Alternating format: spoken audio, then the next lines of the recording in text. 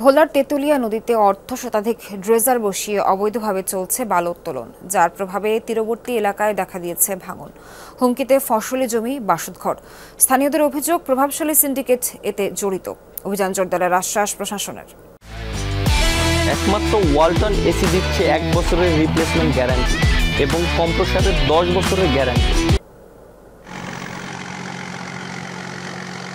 তেঁতুলিয়া নদীর বুকে বালু খেকোদের থাবা।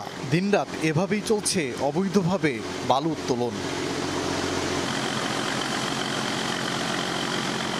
ভোলা সদরের ভেদুরিয়া থেকে চর ফ্যাশনের নজরুলনগর ইউনিয়ন। তেঁতুলিয়া নদীর প্রায় 90 কিলোমিটার এলাকা। বসানো হয়েছে অর্ধ শতাধিক ড্রেজার।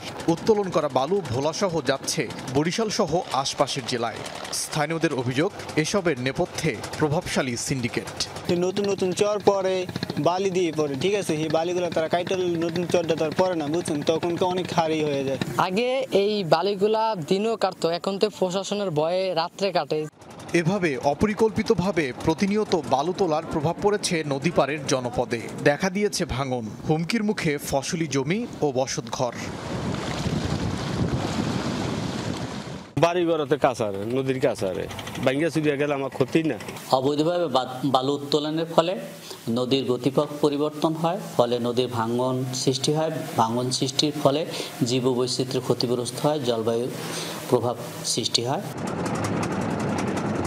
ঘটনাস্থলে যমুনা টিভির ক্যামেরা দেখেই ড্রেজার আর বালঘেট নিয়ে সটকে পড়ার চেষ্টা করে অনেকেই। পরে কথা হয় কয়েকজন শ্রমিকের সাথে। নদী থেকে চলে আসলেন কেন? ওই যে আমাকে ভোটের টাকা পাইবে কেন?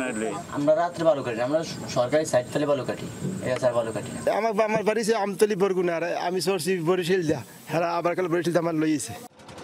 জেলা প্রশাসক জানালেন, নদীতে নিয়মিত অভিযান চলছে, আইনের আওতায় আনা হচ্ছে জড়িতদের।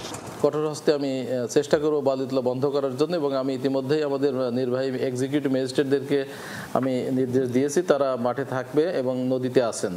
গেল 1 মাসে কয়েক দফা অভিযানে 5 লাখ টাকা জরিমানা করা হয়েছেও বলে জানিয়েছে প্রশাসন। ওবায়দুর রহমান, যমুনা নিউজ।